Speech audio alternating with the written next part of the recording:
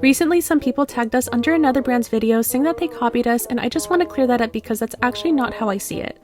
I do not think that the glitter palettes themselves were copies, but what I did take issue with was how the products were presented and where they're likely being sourced from. When I first saw the videos, I actually commented in defense of the brand saying that I didn't agree that they were copying.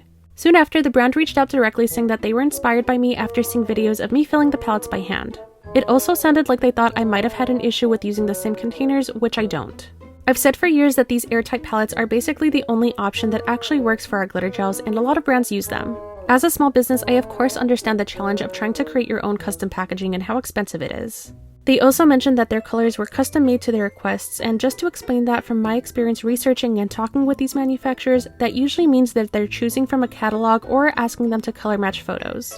That's usually just how it works at this scale, and again, the colors themselves aren't the issue. What stood out to me was the way the products were talked about as if these were the only rainbow or holographic palettes out there, and that's just not true. We've been making rainbow glitter palettes for years, and so have other handmade brands. Same thing with iridescent glitters, which they mistakenly called holographic. The samples they showed in their video, in my opinion, were likely coming from manufacturers like Alibaba, and here's why I care about that. These are the same manufacturers that have copied small businesses like us. They've stolen our photos, copied our palette layouts, and recreated entire colorways. They're mass-producing near-identical versions, and then that listing gets passed around and resold to other small businesses who may or may not know that. And suddenly the handmade brand, us, is now the one being questioned, which is hilarious because I've always shown our products being handmade.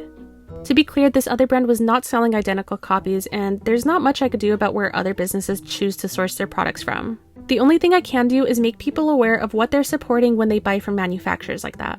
Another issue I have specifically with outsourcing glitter gels is that those products do not have full ingredients lists and are often made with non-cosmetic grade glitter. That's usually why those glitters end up feeling cheap, possibly irritating, and not performing very well. Some people might be okay with that for the low price, and that's their choice, but customers deserve to know what they're buying and where it's coming from. Another issue I had was the way this white label brand implied that they had a lot of involvement with the development.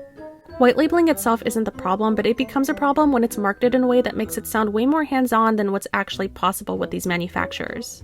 I chose not to respond to this brand. I felt like it made more sense to talk about this more generally, whether you're a customer thinking about what you're supporting or another business owner considering where to source your products from. And while I'm showing off some of the glitter palettes I've made over the years, I just want to say thank you to everyone who chooses to support small handmade businesses. That support really does matter, and it does make a difference to our family, so thank you so much.